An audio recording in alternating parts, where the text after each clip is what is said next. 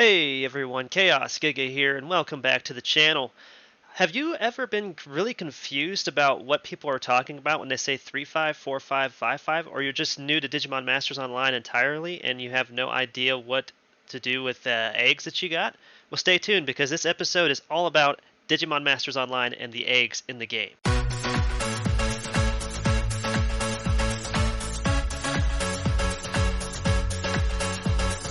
Alright, so to start off here, I'm going to start with the DMO Wiki guide on Digimon sizes because it kind of lays it out pretty decently for everyone. I will leave a link to this down in the description below the video.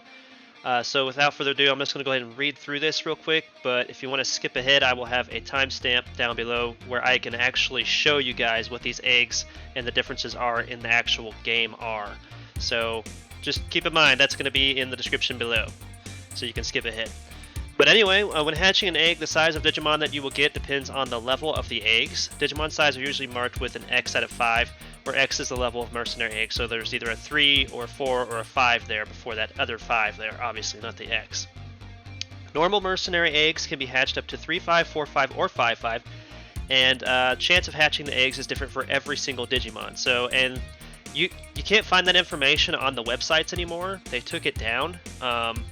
With the exception of Game King, but the one that they have on Game King is definitely outdated, so I wouldn't go by what it has up there, obviously. But I know the chance of getting a 5-5 from the cash shop is very, very low for a majority of the eggs in the cash shop, so just keep that in mind. 100% mercenary eggs will guarantee you a 3-5 Digimon with 100% size without any stat boost. So 100% is like the normal. That means you're at the normal stat base stats for the Digimon entirely. So that's all the Mons at 100%. So level 3 mercenary eggs will guarantee you a 3-5 Digimon with a size between 70 to 130, usually between 80 and 90. That's pretty accurate. Level 4 mercenary eggs will guarantee you a 4-5 Digimon with a size between 101 to 130%, usually between 115 and 119%. And I've actually gotten some that are 121 to 122% on 4-5. So it's pure chance, obviously, when you hatch them. Level 5 mercenary eggs will guarantee you a 5-5 Digimon with a size between 117 to 130, usually between 122 and 126, and that's pretty accurate. Note, all Digimon have a certain chance to reach 130%. I think this confuses a lot of people. You actually can get a 3-5 to 130. It's almost impossible to do, but I mean, it is possible. The chance for a 3-5 to reach this is very unlikely, obviously, because it's so slim of a chance because you're starting at a low percentage of like 86% and you're trying to go up to 130. It's almost unobtainable just because the fact of how weak a 3-5 is already. The chance for a 4-5 to reach it is greater than a 3-5, and the chance for a 5-5 to reach 130% is greater than a 4-5 and 3-5, obviously. Why do we have why do we need a bigger size on a Digimon?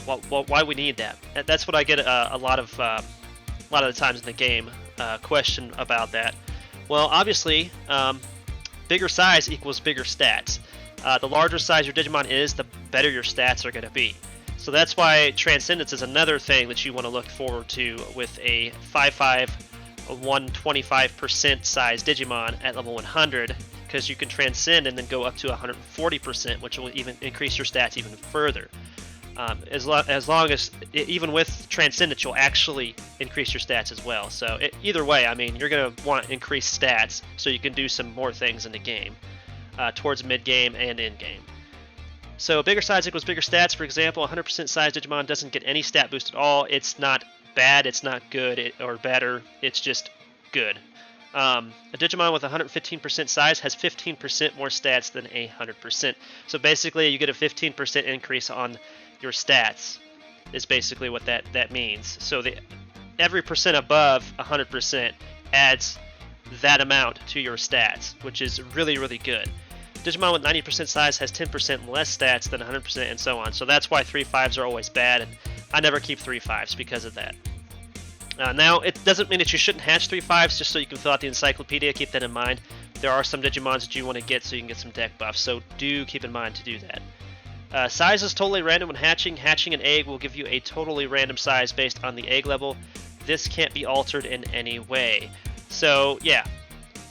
Basically that. And just ignore the fruits thing. We'll cover that some other time.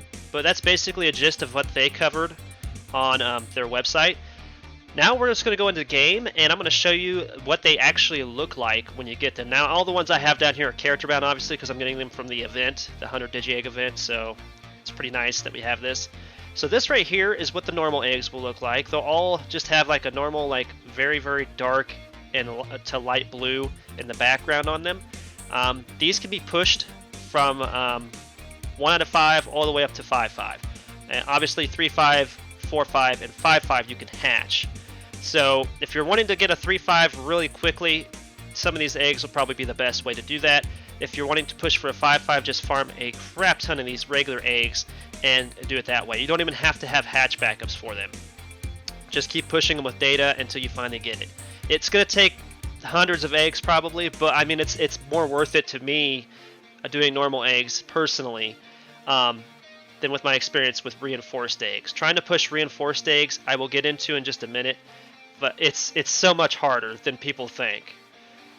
And here are the reinforced eggs. So this is a 4-5 and this is a 3-5. So the difference is there's a yellow to light yellow, light yellow to white background on the 3-5 eggs, and then the kind of bluish green and white background is a 4-5, and then this is how you know you got a 5-5, obviously, besides the fact that it says level 5. It does state what it is too, and sometimes you'll get them to where they have Ultimate or Mega on them. That means that you have the Ultimate and Mega stage already unlocked. You don't have to use Evos on them, so that's pretty nice too whenever you get an egg like that. So there are some nice things to get about these, but that's completely random as well as the size. But as you can see, the level 5s will have a reddish to white background. Now, does it mean that, so if you have a 4-5 egg, what I wanted to get at and reiterate here is there's a lot of people that ask, so if I push it to 3-5, does that mean a level 4 egg, does that mean I have to hatch it at 3, or do I have to do something special to hatch it at 4? You don't have to do anything special at all. All you need to do is just use low class data all the way up to level 4, and then you can hatch it.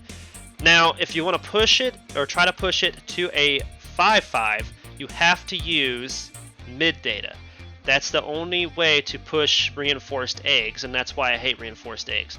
Now, mid data is not exactly the hardest thing in the world to get. You can farm it by Chimeramon dungeon. You can also get it, or craft it, I should say, at the Nanomon over here. Definitely not worth it in my opinion, but I mean it is here, so you can do it if you'd rather do it this way.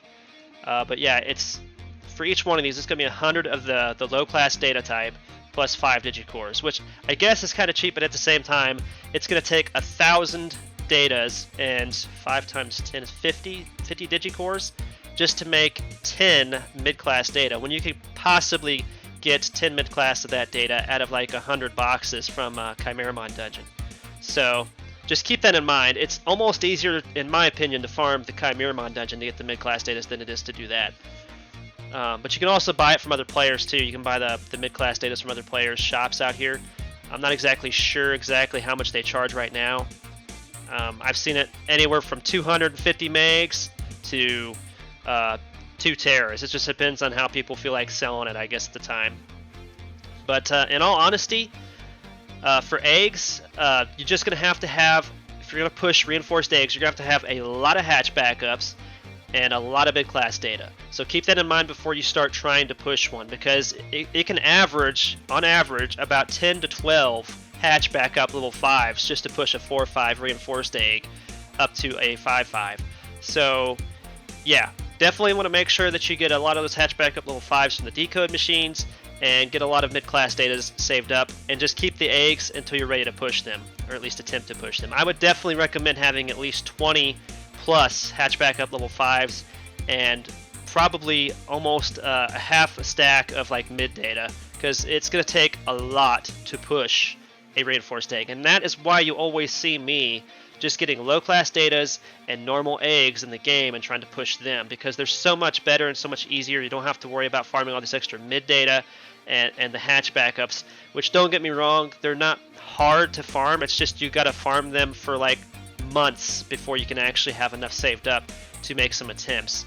So I would recommend doing this for Digimons that you absolutely need, or if there's like an in-game mon that you got and you absolutely need it, definitely save up that stuff and then try it later on. And with this 100 Digi-Egg event that we got going on, it's definitely worthwhile. But anyway, I think that's gonna do it, guys. That's pretty much just the gist of like eggs in the game. There are some eggs that will give you digicores when you scan them, so if you get 3 5s you don't want, you can scan them. But from this event, I think they all turn into food. That's what I've been getting anyway. So I hate the fact that they changed it to where it's just giving us food. I think they should change it back to cores, because cores are still a necessary item, especially for in here, because we have reinforced clones in here. But I think that's why they changed it. They didn't want us to get those really easily anymore. But you guys let me know down in the comments down below if there's some other tips that maybe I missed, because I do miss some things whenever I'm going through and doing these videos. And what do you guys want to see in my next video? I'm just trying to do some tip videos, useful tip videos for new tamers and maybe tamers that are coming back on the dungeons that have changed. Without further ado though, I think that's going to do it.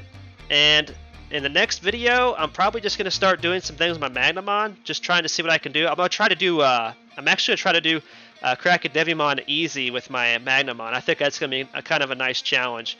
Try that and try some other things that I've never done with my Magnamon before, especially since they've changed some of the new dungeons, or the old dungeons, I should say. The Centauramon dungeon would be one I want to check out as well. So stay tuned for that. Till then, I'll catch you in the next one. Peace out.